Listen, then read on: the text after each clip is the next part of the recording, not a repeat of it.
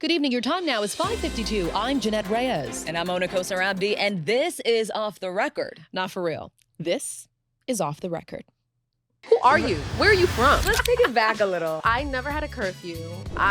They were very strict about no dating, no sleepovers, which I'm okay with that. I can get it. We should have done a family swap. I went through like a really awkward stage in middle school. I was really lanky, skinny. So the reason I went to 5 high schools is because I was badass. No. This crush that I had, so she calls him and she's like, what do you think about Jeannette? And he was like, I think she's How are you still with us? What about in the crush department with the guys? Oh my God. That was the outfit that was gonna kill it. Oh, he's gonna see They ain't this and ready be for like, me. wow, the C's are gonna This is the one that kind of led me to Judge Judy. I'll give you the mic. Please tell that story. I called Judge Judy.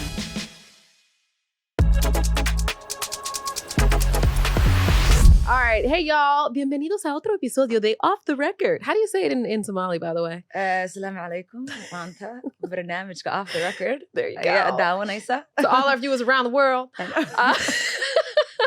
Estamos aquí. There you go. Mona is like secretly Cuban, by the way, y'all. So welcome to a new episode of Off the Record. Mona and I were talking the other day and we realized that we actually haven't shared much about like our backgrounds, which obviously inform who we are and that type of thing. In fact, you and I had that realization like 2 years into our friendship. I was like, girl, where are you? Who are you? Where are you from? But you do this thing where like you just drop nuggets and there's always video evidence too, which is what I appreciate. Because somebody's like, stop lying, that didn't happen. And she's like, here's the video to back it up. But yeah, like when you randomly shared that you went to 5 high schools, and I was like, wait, what? Wait, let's take it back a little. And you don't even talk much about growing up in Rhode Island, for example. I don't, which it's not on purpose. I love Little Rhody. I haven't been back in like 5 years, but yeah, no, I grew up there. I want to start with you actually. Oh, okay. Because I feel like on social, you've probably shared even less than I have. You don't think so? As far as your background? I mean, it's like nothing next to nothing. So. Right, that's true. It's like race to zero. We're like randomly secretive. Where are you from? So I grew up, born and raised in San Diego, but my family actually wasn't living in San Diego at the time. They were living in Qatar. And because my sister, it's funny, every time I say this, people are like, what? And then I have to go down the rabbit hole. My sister was born in Oklahoma because my parents were going to school over there. And then they moved to the Middle East. But my mom was like, I don't want her to be born here. She's like, I'd rather her born in San Diego. So then she like, why San Diego? Went. She just liked it. Okay. Randomly, I think it was my dad's cousin or someone was like, oh, I went and it's beautiful. It is. Shout out San Diego. And so she was like, okay. And then had a friend. So she stayed with her friend there. Okay. It's sounding real anchor baby. It's not, I promise you. Real sus. It's giving birthright citizenship. It's not. Not at all. Right. So you did like it. You liked it. Loved it. It's a different experience, right? Like, it ain't very diverse, I will say. But this is why I like identify as Mexican. Right. Because I grew up heavily influenced by Mexican culture because we're right there at the border. And it's different, I would say. Like, I don't ever regret growing up there. The weather is beautiful. Yeah. Like when I tell you guys, perfect it is weather. 75 and sunny. That's crazy. I saw kids the other day in New York and it was like 20 something. I'm like, y'all don't have to live like this is child abuse.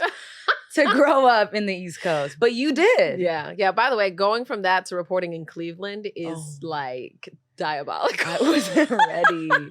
Because in Cleveland, you get the lake effect. You got so that's not ready. Commitment to the career. So no, I grew up in Rhode Island, Providence, Rhode Island. So my parents came from the Dominican Republic in the early 80s with my 2 siblings who were born there. They went to New York. They lived in, I always mess this up, I think it was Queens for like 7-8 years.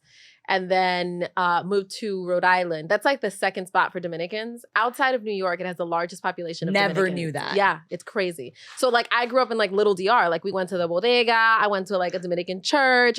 Most of my friends spoke multiple languages. Like I had a lot of Haitian friends, obviously a lot of Dominicans. And so it was normal to have, and I'm sure with you, like even to have a lot of friends who were multilingual. Yeah. Outside of, like the larger population of just white people in San Diego. Well, that's why I gravitated towards Mexicans because I'm like, y'all get it. First gen, like you guys get it. It just like, there's certain, and I feel like that's why we are so close as well. There's just certain nuances that you understand Absolutely. when you're bicultural. Yeah. So no, I loved Rhode Island. When you're in the smallest state in the country and you can get through it the long way in 45 minutes, naturally I feel like I want to see what else is out there, right? It's obvious there's more out there. I want to get out of here. So I did that when I went to a little bit in high school, when I went to my multiple high schools, and then ultimately went to college in Ohio. Isn't that funny how we like both randomly ended up in Cleveland? Girl. It's like Cleveland, you have to pass through because it's like the heart of the country. It's a rite of passage. It's a rite of passage. Your sister still lives there, so you still go there. My sister still lives in Shaker Heights, which everybody, every time I say it, they think of Little Fires Everywhere. Yeah. With Kerry Washington and Reese Witherspoon. So you grew up in San Diego. What was your family like? I know you were telling me your mom was like super duper strict, which could not be more opposite than my upbringing. We call her cookie dough now because she's so soft. And I'm like, you are hard. You were like scared straight. Like, it's so funny to see her now. And she's just like, just the softest person ever. And I'm like, yo, I was scared of you. They were strict. I mean, it's funny because I don't know, it depends on who you're talking to. Because then there's some people who, like I saw somebody shared a story the other day about their strict parents and they were like, oh, I had to tell them everywhere I was going. I couldn't invite people over or something. And I was like, oh, my parents weren't that strict. But they were very strict about no dating. They were very strict about like, if you went out one weekend, you didn't need to go out for another like 7 weekends. Wow. No sleepovers, which I'm okay with that. I can get that. I get that. And straight A's. Like you had to be like, you do not mess up at school in this household. Wow. So looking back, you're like, is that really strict or were they just like on it? Yeah. Because I've heard much, much worse. And I mean, look at you now. So I know your mom was probably like, so clearly I went to college. I give it to my sister because she got it. Like for her, they were taking away the car. She like was a minute past curfew. What? By the time I came around, I was like, okay. And then we went to college and they're like, you know what? Go do you. And her sister's 5 years older than her. So totally different, oh my God, right? Childhood, I would imagine. She was like she was like the sandal in hand. Wow. What is this math problem? Kind of, If Timmy had 5 apples. My dad's favorite word is like common sense. And you're like, she's 7. Like, how much common sense does she have? I would say, they don't play. I never had a curfew. What? Never had a curfew. I never felt any pressure to like do something a certain way, be something.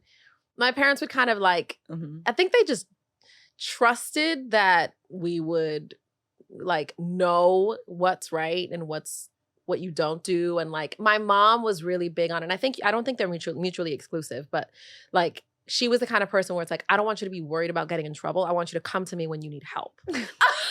I would Not go. that being laughable. I would go to anyone else but my parents if anything happened. Like, you are the last people to find out. I was trying to help you out. Yeah. That's why I said, you can be both. You can be strict and still go to your parents. Absolutely really? Not. No, love it. Listen, no shade, love her. But no, like if I got arrested, I would have been like, one phone call. I don't need it. What? I'm right here. Oh my gosh. So then what did you turn out like? Like, were you rebellious then? Or you don't rebel? So what were you That's the thing. Like, it took the joy out of it because it's just like, it's not like the forbidden fruit. Yeah. So like, I remember one time I went to this party and my mom had a feeling that it wasn't going to be like, this isn't a place that she's going to like, that I would want her in, but I want her to make the decision. Okay. And so I went to the party and it was not bad. And I gave about 15 minutes, called my mom. She was like, I'm down the street. I was like, okay, let's go. So we had that kind of relationship where no matter what happened, I could call her and I'd be like, I messed up big time. Oh. I don't know, by the way, I don't know if I can be that parent. Like, really? I feel like I'm going to struggle with that because I'm the kind of person where if my kid does something where it's like, were you not? And then 2 days later, I'm like, what was your thought process? You're not letting this go.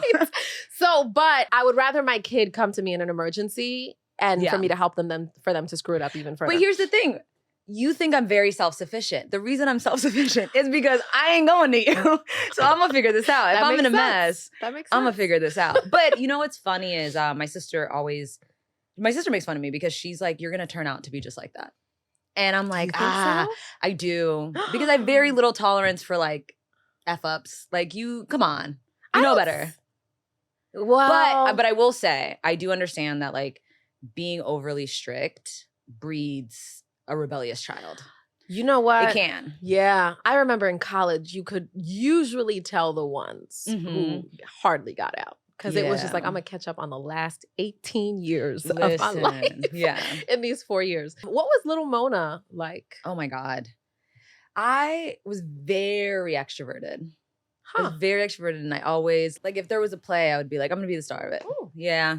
But it just, I did truly believe when my parents said you could be anything you want to be. I'd be like, yes, I can. So let's do it. I think I was telling you, like, we had a play in 3rd grade. It was James and the Giant Peach. And they were like, who wants to play James? And I was like, I do. Yeah. I love that. I did not see that James was a little white boy. I was like, you know what? It's giving James over here. You were the person that says, I don't see color. Yeah. Genuinely, clearly didn't. But what's funny is the teacher was like, okay, cool. And then I went home. My mom's like, all right, I think you have some overalls. That's the thing. My parents were fiercely supportive. Fiercely supportive. But you had to be excellent. But I had to be excellent. Yeah, it was like, do whatever you're going to do, but just be really good at it. Yeah. And I'm like, cool. But this is what's funny. And I want to know if any like first gen people can relate. They are heavy on academics, right? Mm-hmm. So I remember I played several sports in high school, and I also didn't take it seriously. Like, I'm just like, oh, this is a fun activity. Now, my husband's family is completely different. They are like he's played 3 sports since he was a child. He was the kid in Little League. He was the T-ball, Little League, football, all of this. And his mom would go to every single practice, every single game. And I like offhandedly was like, yeah, my parents never went to my game. And he was like, wait, what? And I'm like, yeah, they didn't. Mind you, I didn't invite them. They didn't like ask about it. And I was totally okay. I have no childhood trauma from it. But he was like, that's really sad. And I'm like, no. But they went to every award show. Hello. They went to every like anything that had to do with academics. Yeah, I feel that. I do think that, I feel like that's a first gen thing. 100%. Where it's just like, let me know when it counts and I will be there, right? Like the practices, the rehearsals. Right. Because they're usually grinding, right? Like working 2 and 3 jobs. And it's just like, thank you. Yeah, I'm there in spirit. Right. And don't embarrass me and mess up. So, okay. So you said you experimented a lot. I would when say, you were in your teens. I think this is where it comes to where like when you feel a little sheltered, you go above and beyond and be like, no, I'm not sheltered. Like I could do everything. I know everything. And so I did push the limits a little bit, I would say like towards the end. Like, but my thing is I'm not going to get myself in any mess. I can see that. Like, you know what I mean? Like I can see consequences coming from a mile away. I'm like, I can see you experimenting responsibly. Yeah. Highly recommend it. What were you like? I was popular. Oh my God. She's gonna be popular. I just watched that movie. Let's see. I was, I'm trying to think. I had different, depending on the school that I went to, right? I was like a different person. That sounds weird. Like some schools brought different things out of me. In some schools, I was like super. There was one school where it was just me and one other Black kid. Oh, Lord. Everybody was white. So clearly, obviously, people thought we were dating because what else? Why would you not? They're like, you don't like Chris? What do you mean? And I'm like, who is Chris? But that school, I totally kept to myself. But like, there was a high school I went to in Euclid where I was like, you know, more popular. Like they threw a huge going away party for me and I was there for like a quarter. And it was like a cake and classes canceled and we're throwing up like a goodbye party. So different, wherever I was, brought different parts, different sides out of me. Imagining them carry you in chair. Jeannette. So yeah, but I was like, gosh, I was like a daydreamer. I wanted to be a singer. So I was always like in singing competitions or like anything singing related. But I also wanted to be an inventor and I wanted to be a detective. Never cracked a case, never invented anything. But those were my dreams. My parents supported it. So I think quietly they were just like, this girl is like, what's she gonna let it go eventually? So that was me.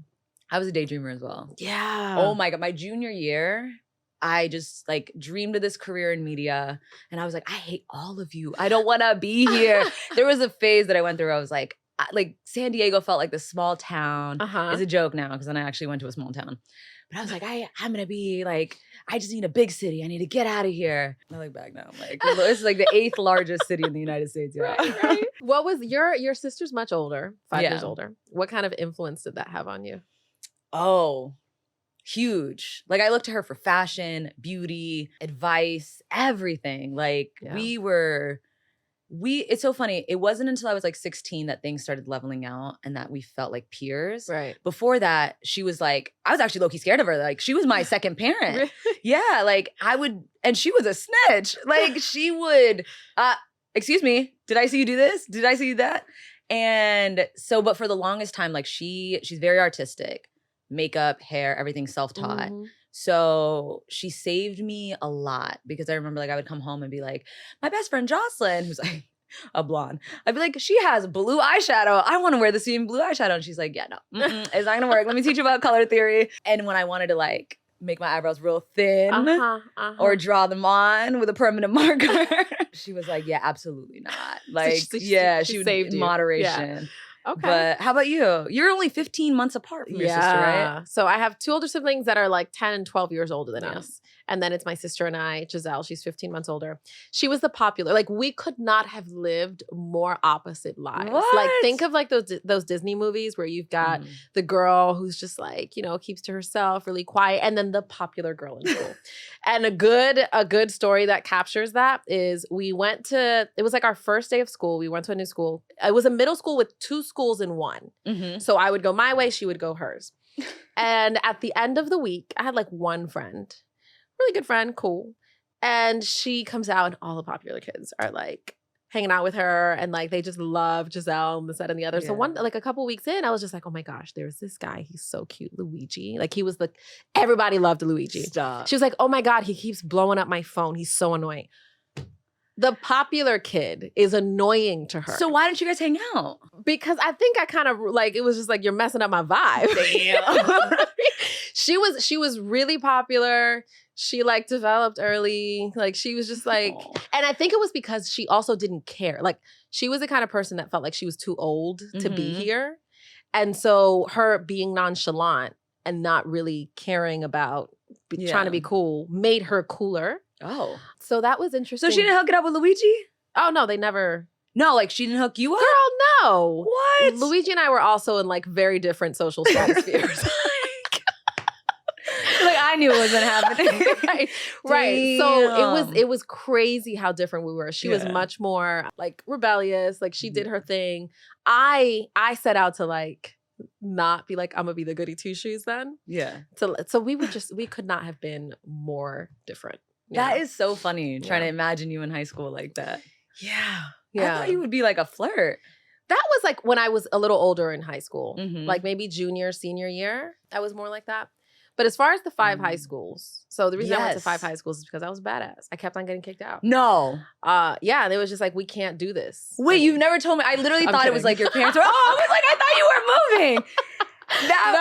Everybody thinks that. Everybody thinks either I was a military brat. I used to fight all the time. These hands caught everybody.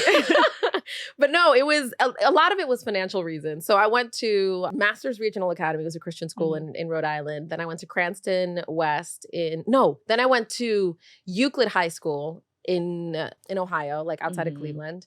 Then I went to Shaker Heights High School for 2 weeks. So Euclid High School for a quarter, Shaker Heights for 2 weeks, Tollgate actually for like 2 quarters. That was a horrible experience. I would have lunch in the bathroom. Oh no. But like at Euclid, I was like the popular kid. And then Cranston West was where I graduated from. That's rough. So you left, you had a going away party, people were chanting your name, and then all of a sudden now you're eating in the bathroom. Girl, like it was just like anytime the lunch bell rang, I was like, well, time to go to my daily meeting in the bathroom stall. Why was it so hard to make friends? It was, honestly, there was a lot of wealthy kids. It was like a rich part of Rhode Island and Warwick. Yeah. Very, very white. No one was mean to me, but you know how it is sometimes, right? When there's that like racial difference where it's like nothing has to be said. It's just they stay over there and you stay over here and you just don't feel like there's any opportunity to like whatever. So eventually like the theater kids took me in and we would like kick it, during lunch and stuff like that. But that was probably, I will say it prepped me really well for news because you know how it is. You go to the middle of nowhere, USA. Yeah. And I was already used to being the new kid, to not knowing my surroundings, not knowing anybody. And you just figure it out. You adjust and you do what you have to do. Oh, no, I was depressed. No, it was like complete opposite. I was like, I don't belong here. Because I'm from California. Was it Yeah, I Lynchburg? was obnoxious. Like they were like, okay, we get it. You're from California. Like, shut up. And I'm just like, where is the trader? I used to drive an hour and a half for Whole Foods, y'all. Ma'am. I was vegan for no reason because Not I you just like was being- so used to eating healthy. And I'm like, I would protest because like I didn't eat fast food and that's all there was there. And I was just like, I'm going to drive all the way to Charlottesville. Not you being the stereotypical Californian. It was bad. It was bad. I had to be Wow. humbled. Yeah. It was a rough transition. Like I remember I was at a bonfire. My coworkers were nice enough to invite me. And I was like, we ran out of wood. Or like we ran out of the fire went out. And I was like, we're okay, like I guess we go home. And they're like, why? I was like, there's no more wood. They're like, man, there's a forest in the back. And I was like, oh, okay. Not used to this. But no, I could relate back to what you were talking about. I could relate because I felt like I was a year younger. I started school early. Oh. So I was always a year younger than everyone.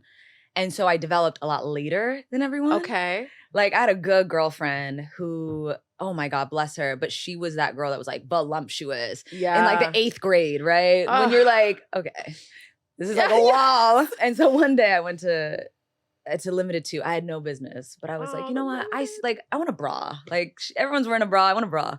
So I bought this bra and I would forget to wear it because I was like, I had nothing. So I finally was like, oh, I'm going to wear it. And I was just, I felt like on cloud 9. Tell me why. This is a good girlfriend of mine, so like no shade. But she was like, why are you wearing a bra? I was like, what? She was like, for what? Dying laughing for like 15 minutes. Like, why would you? And I was like, you know what? It's okay. Because the next summer I came back. You were manifesting. Yes. That's what it was. And I had a Victoria's Secret push-up. Yo, those there was still push-ups, nothing there. But there godsends, though. Oh my God. With the padded. Yes, but then the only thing was when you had to put on a bathing suit, your secret You're was back. out.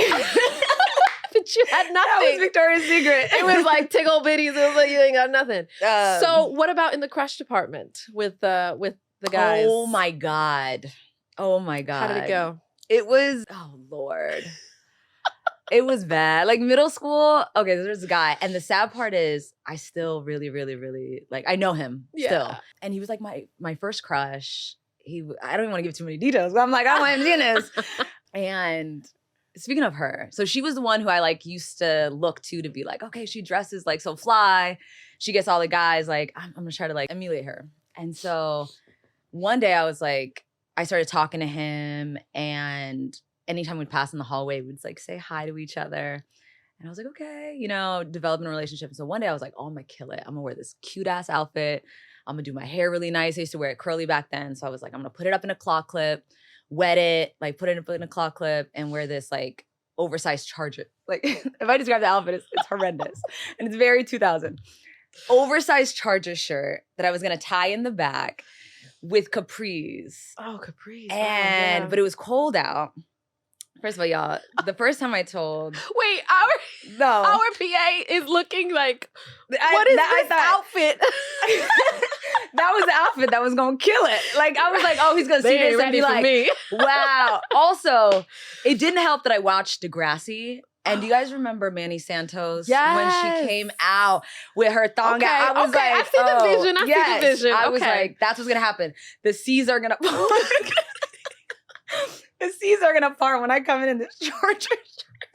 Okay. So I was like, I got a little cold out that day. And I didn't see him in the beginning. So I was like, okay, fine. I'm gonna see him at lunch. I know I'm going to. So then I wore this like Gap sweatshirt on top of it. But it's cool.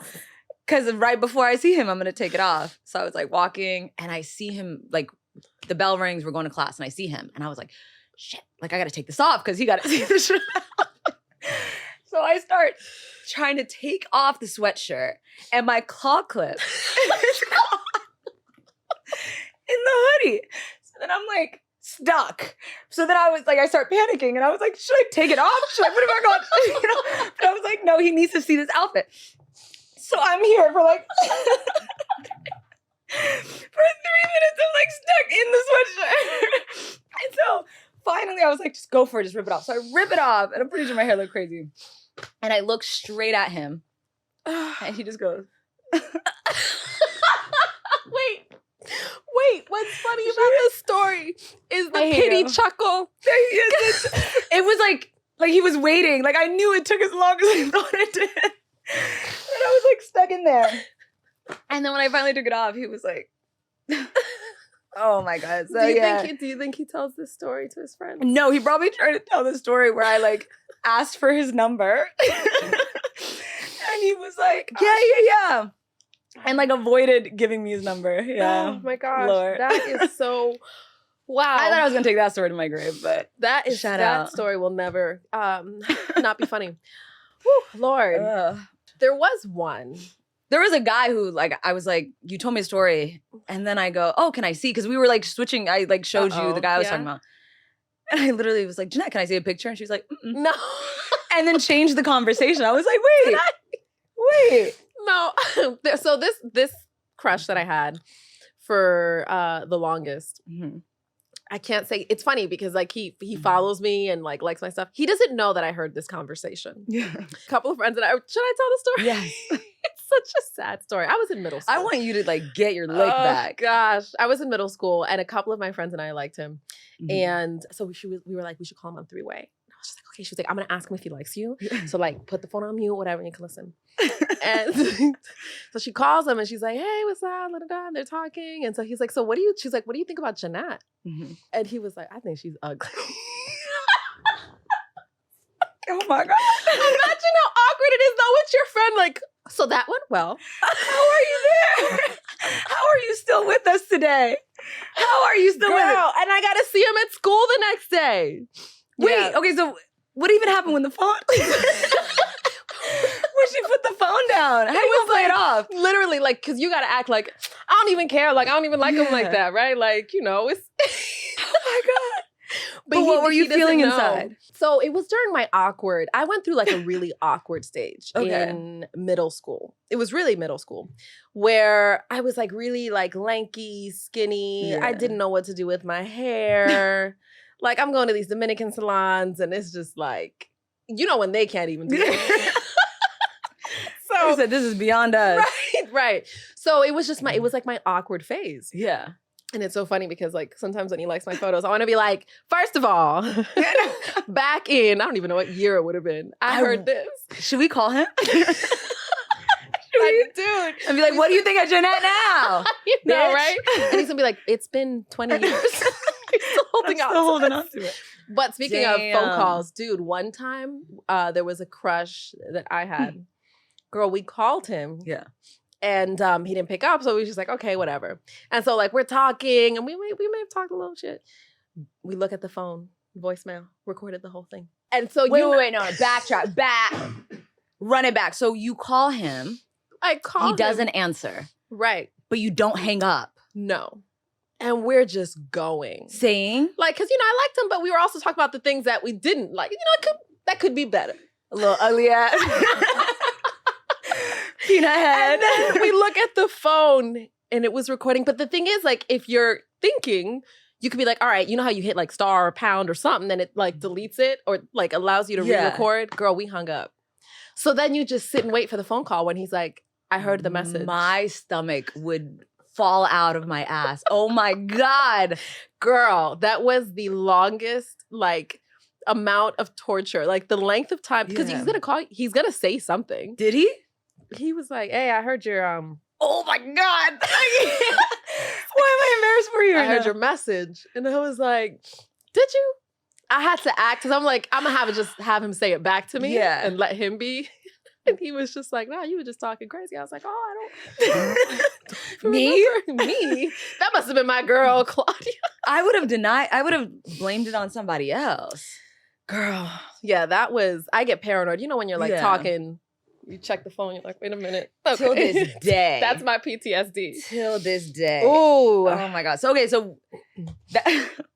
Lord. Yeah. What was college like for you? College. So I went to school in Ohio. Mm-hmm. I specifically wanted a really big school. Yeah. The school, the main campus had 28,000 students. Okay. I loved it. I'm trying to think. First year I kind of kept to myself. Second year was when I kind of let loose and went in. I did go on a few dates. Okay, there were a couple of dates I went on. Yeah. That I remember well. There was one where I asked the guy, this is where you got to be careful. You know how you say like, don't look through your man's phone unless you're ready to, you're prepared to see whatever's in there. So with this guy, you know, we're out on a date, real cool, all that. I was like, tell me something that like you find unattractive that you don't like. The man answered the question. It's like, why? You gotta be like, and what he said? There's nothing.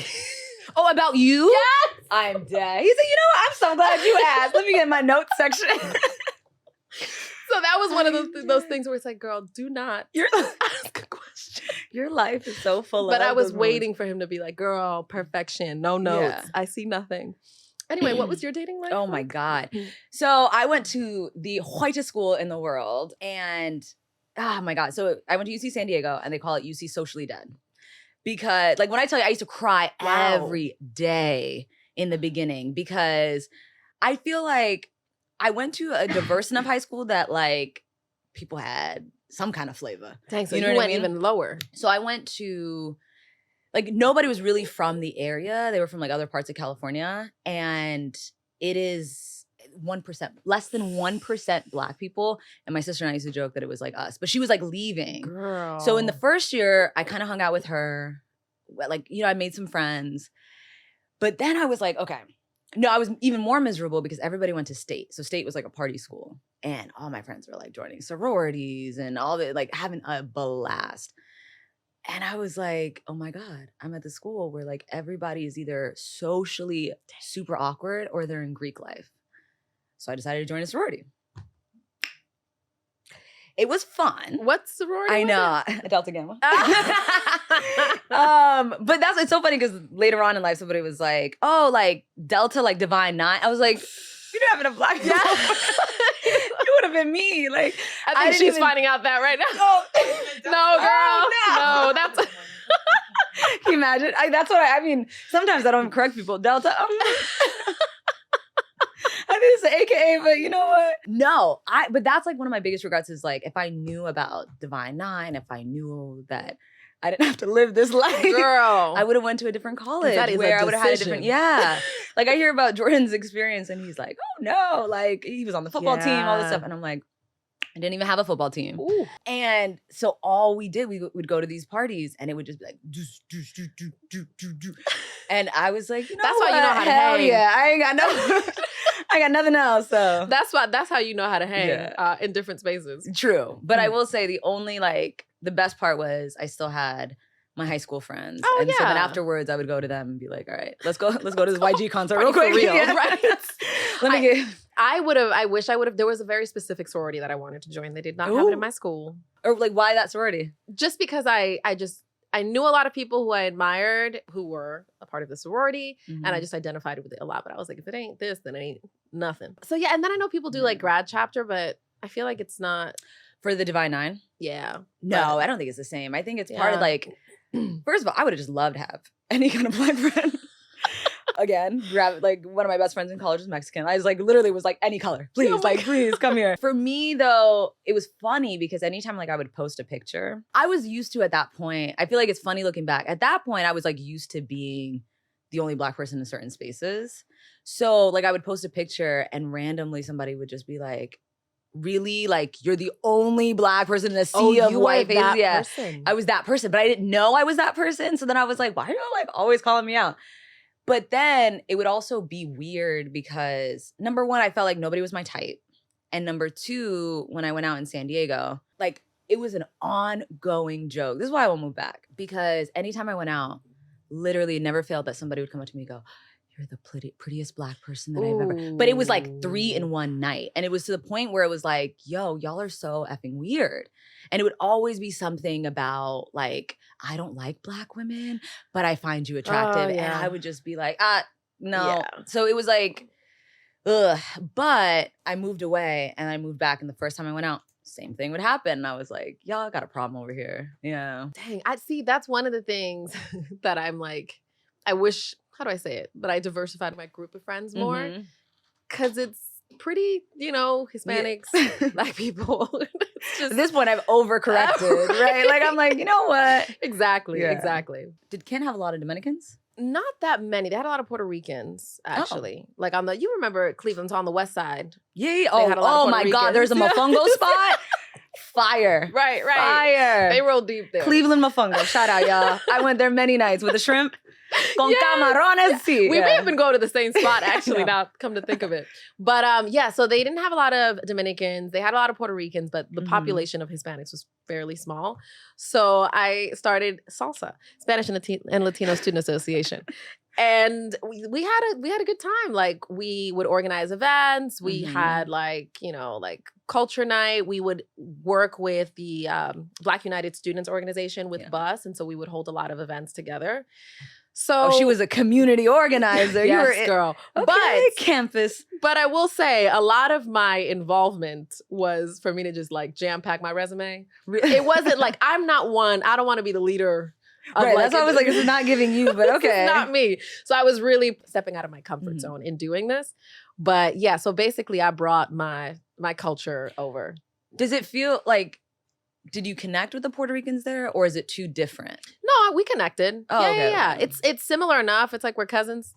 Because they're just like an island over. So it was similar enough. And I liked it because the school did a good job of like supporting it. We had a lot of great events. Yeah. Yeah, it was so funny because they had a talent competition. This is the one that kind of led me to Judge Judy. That's a long Please story. Tell that story. Please tell that. I'll give you the mic. But Please tell that story. I Because will. But that was the competition where I sang Unfaithful in Spanish and English. The way I was just like, y'all are gonna get both. So Judge Judy, what ended up happening was, so I won that competition. I really did it for the money, not because I wanted, like they had like a demo as part of the prize. You could have been Tyler. Absolutely not. You know I don't have the moves. You could have been Mariah. There you go. Especially Mariah now. Shout out. Absolutely. Yeah, I know. You're going to get this two-step. There you go. With my dancers lifting me up and moving me to the other part. So damn, we could have been famous, as in like me living through you. What? Remember that meme of the guy who's like performing and then it's like his hype man is like doing all the... I would have been right here. Exactly. Make me sweat. So I won the competition. I got the demo and I remember like 3 songs. We recorded like a couple of songs in studio. And by the third, I was like, can you just give this to the second place winner? I really don't care for original this. songs? Yeah, it was original songs. Like you have to write your own songs. They actually played one of the songs on You wrote a song? Yeah, girl. But it was, my God, I'm done. I was trying to get out of there. I was just like, let's just check this box and go. But they actually played one of the songs on, I don't know what the radio station is in Cleveland for hip hop and R&B, but they played the song. So anyway. Can we get a sample? Come on, please. But I appreciate I've never heard you her asking. sing. I've never heard her sing. I appreciate you asking. I'm flattered. Can you give us a little, give us a freestyle? No. I'll sing to you in private. You'll get a private concert. Yes. I don't want to be Robert, a murderer. There you go. See? No, you're not playing it off. But no, so the promoter for that event, I ended up using him to negotiate. Like I asked him, can you negotiate this other gig that I have? It was on campus. And he was like, yeah, I'll negotiate it for you. So he negotiates, I perform. I don't get the money though. I reach out to the woman that was the head of the event. And she was just like, oh, this is his form. He direct deposited the check to his account. All of it. A scammer. Absolutely. Oh my God. And I should have known because he looked like, when someone looks kind of sus? Yeah. So I told him, where's the money? He said, listen, I was in the negative. I ain't got it. Like, it's gone. He actually admitted it right away. And so I was like, I'm going to sue you either way. Right. We can do traditional civil court. How much money are we talking about? It was, he also lost a camera that he checked out from the journalism department. Under my name, he checked it out. So that was another $500. He sold it. So that man said, you know what? I'm going to pawn this too. And so it was about like $1,300. So I reached out to Judge Judy, Judge Joe Brown, Judge Million, and they all reached out. But I was just like, listen, I love my Latina Judge Million, but I got to go with Judge Judy. So I went with her. They flew us out to LA. The producers were like, feel free to like talk back or, get a little excited. They like the drama. Okay. I was like, I'm not about to get checked by Judge Judy. So I went in there and laid out my case. I called Judge Judy, sir. It was not intentional. And it's not even close to your honor. Like there's nothing. Yes, sir. But I was just so nervous. And then she just went off on him. So she gave me. You won. I'm pretty sure she held the sir against me. I won part of my claim or whatever. So yeah, that's how Judge Judy happened. So how does it work? Like, how do he agree to even do this? Because they pay it for you. So he never had to pay the money back? Exactly. So that's like the incentive. If you ain't got the money, it's like, shoot, I'm okay. Yeah, a little public embarrassment, but at least they pay the claim for me. So if you're out here winning competitions, then you can sing. No, the contestants were just not. Everyone else sucked. Basically, I was the one who sucked. Why did we give up on the pop star dreams? Why did we give up on it? Because I realized, long story short, I met this girl who, like, she was supposed to be my mentor when it came to music. I got to play a song that she and I produced together, by the way, for you. She a whole producer, a writer, like this whole double life. But she was the talent. And she went to Berkeley, full ride, at 16 years old, and would hang out with her friends who were also in Berkeley. One of them could see the notes. Like, I forget, there's a name for it, but when you hear a note, there's a color that you associate with it, and you can like... And I was looking at how passionate and talented they were, and I was like, "Oh no, this is not my." I'm trying to find out how much is the prize. No, I see money when it's a competition. What is the prize, basically? And that's when I knew we are not the same. Like, you are in it for the love of it. Yeah. I'm not. That's not me. Like, for my singing competitions, I wouldn't rehearse. Yeah, like I was just like straight vibes. Like, let's just go on. But you were still winning, and what? You couldn't compete. I appreciate that. It's funny because I can't. I feel like you should have been a singer and a performer. I can't sing, but I tried to start a girl group in middle school. Because I'm just an organizer. Wait. I'm just an organizer, and I'm good in like the technical part. So I was always like a computer geek. So like with LimeWire, I found out you could download instrumentals, and I was like, oh, sit less. Instrumentals and viruses. But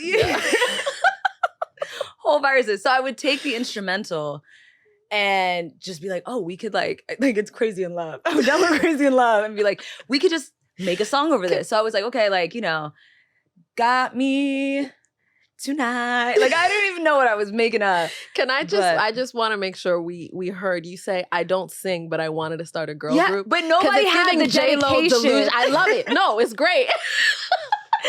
But everyone else, I would call practice. Nobody would come. Like, yo, we have dreams. We gotta be. They probably had their own group chat of like the singers. She's too much. But yeah, clearly we've had a crazy life. Yeah. Don't worry, guys. I'm gonna make sure that I'm gonna find video of you singing because there's no way I still have not years of friendship and I still have not heard you sing. I know. She changes the topic every time. But let's end it like this. What is the best advice that your parents gave you? These are so hard. Why don't you start? I would say the best piece of advice that they gave me was that I shared it before, but like, no one's smarter than you. No one has some special ability or talent that you don't have. You just put your head down and work hard.